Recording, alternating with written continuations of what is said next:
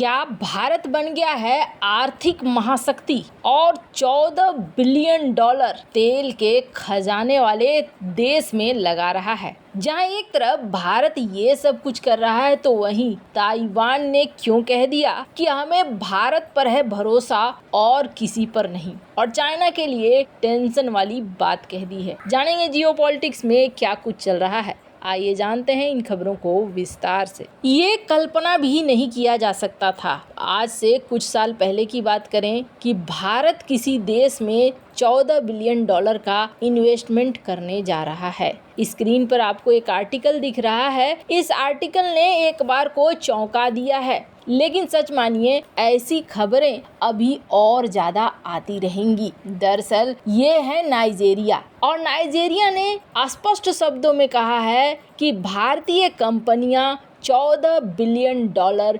Nigeria में लगाने जा रही है। अब एक तो अंदाजा आप लगा लीजिए कि नाइजीरिया में 14 बिलियन डॉलर लगा रहा है भारत, 2-3 बिलियन डॉलर के लिए तरस रहा है पाकिस्तान, और भारतीय कंपनियां इतना बड़ा निवेश जाकर नाइजीरिया में कर रही हैं। नाइजीरिया में निवेश करने का कुछ न कुछ मकसद तो जरूर होगा। नाइजीरिया की जनसंख्या है 21 करोड़ की। आखिर नाइजीरिया में ऐसा क्या है? पहली बात तो जो इसकी जनसंख्या है, ये जनसंख्या अफ्रीकी महादेश में सबसे ज्यादा है। और दूसरी बात, नाइजीरिया जो कुछ भी करता है ना, उसके बाद उसके साथी देश जो 54 देश हैं वो धीरे धीरे फॉलो करना शुरू कर देते हैं, उसी रास्ते पर चलना शुरू कर देते हैं। यही वजह है कि चाइना ने भी नाइजीरिया को सबसे पहला टारगेट बनाया था और नाइजीरिया को हथियार बेचे, इसके अलावे इंफ्रास्ट्रक्चर वगैरह यहाँ पर डेवलप करना शुरू कर दिया था। पर कहते हैं ना, कांट की हांडी बार बार नहीं चढ़ा करती है, और चाइना अपने आप की चालाकी बहुत ज्यादा दिनों तक छिपा कर नहीं रखने सका।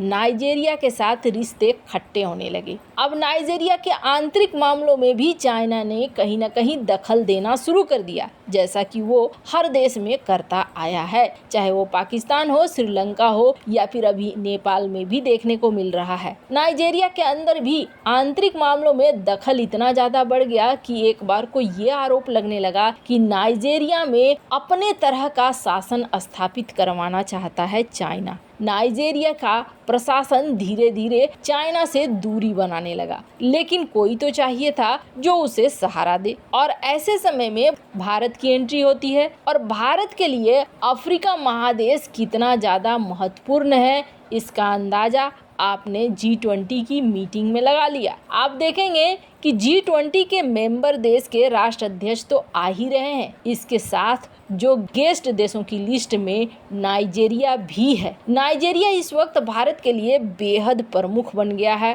कारण है भारत यहाँ पर एक बड़ा इन्वेस्टमेंट कर रहा है। क्यों कर रहा है? तो इसलिए कर रहा है क्योंकि यहाँ पर तेल और गैस का खजाना है, और नाइजीरिया ने एक खुल्लम खुल्ला ऑफर भी दिया है भारत को और भारतीय कंपनियों को कि आप यहाँ आइए, हमारे साथ तेल को निकालने में मदद कीजिए, यहाँ आप अपनी रिफाइनरी भी इस्टेब्लिश कर सकते हैं, और ऐसा करके हम आपको तेल भी बेचेंगे और रिफाइनरी से आप अलग से मुनाफा भी कमा सकते हैं। भारत और भारत की कंपनियां, जिसमें जिंदल स्टील भी शामिल है, यहाँ पर निवेश करने को तैयार बताई जा रही है। आपको बता दें, मिंट की ये रिपोर्ट देख सकते हैं। इस रिपोर्ट से आपको समझ में आ जाएगा कि नाइजीरिया, वैसे तो भारत पहले से भी नाइजीरिया से तेल गैस खरीदता था, लेकिन जब से रूस की एंट्री हुई और डिस्काउंटेड तेल की बात होने लगी, नाइजीरिया से हमारी खरीद थोड़ी कम हो गई। पर अब भारत यहाँ पर वापसी कर रहा है, और इस वापसी के साथ माना जा रहा है कि भारत क्रूड ऑयल खरीदेगा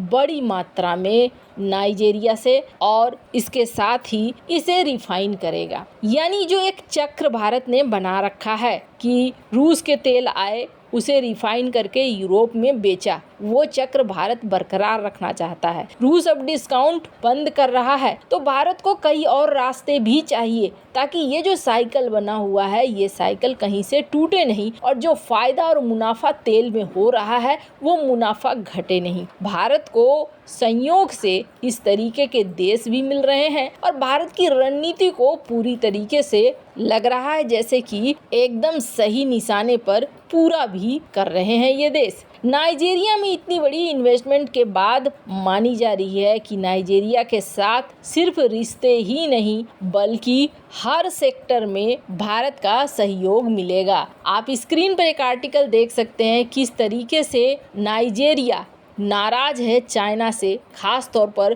जो इलीगल माइनिंग होती है चाइना के द्वारा, उसको लेकर उन्होंने बयान भी दे दिया है जो उनके प्रेसिडेंट है कि चाइना यहाँ पर मनमानी करता है। खैर, आप समझ लीजिए कि भारत एक के ऊपर एक दांव खेलता जा रहा है और ये सारे दांव एकदम सही निशाने पे पड़ रहे हैं और सारे के सारे दांव चाइना पर बड़ी चोट पहुंचा रहे हैं। एक समय था जब ये कहा गया था कि भारत इकोसिस्टम बना ही नहीं सकता है मैन्युफैक्चरिंग के लिए। चाइना की बड़ी बड़ी मीडिया हाउस ने शुरुआती दौर में कहा था भारत चाइना बनना चाहता है, जैसे हम मैन्युफैक्चरिंग के किंग हैं भारत वो बनना चाहता है और भारत ये कभी नहीं कर पाएगा, भारत ऐसा नहीं बन पाएगा। लेकिन समय के साथ चीजें बदलती हुई दिख रही हैं और इस तरीके की बदलती हुई दिख रही है कि चाइना ने जो 30 साल में किया वो भारत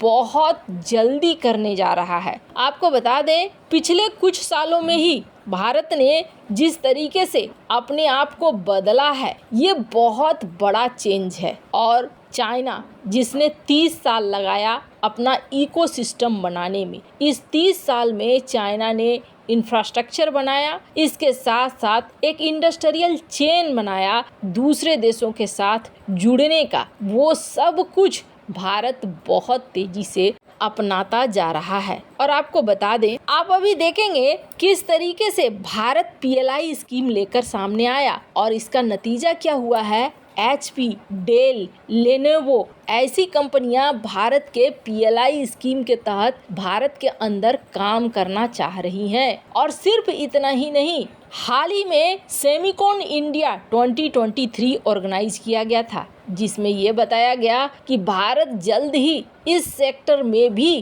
कई सारी बड़ी चीजें करेगा। और आपको बता दें, इसके लिए सहमति आप देख सकते हैं ताइवान की तरफ से है। ताइवान ने कहा है कि भारत मैन्युफैक्चरिंग इकोसिस्टम चाइना से कई गुना ज़्यादा बना सकता है और जल्दी बना सकता है। ये कहना है फॉक्सकॉन के चेयरमैन लियू का।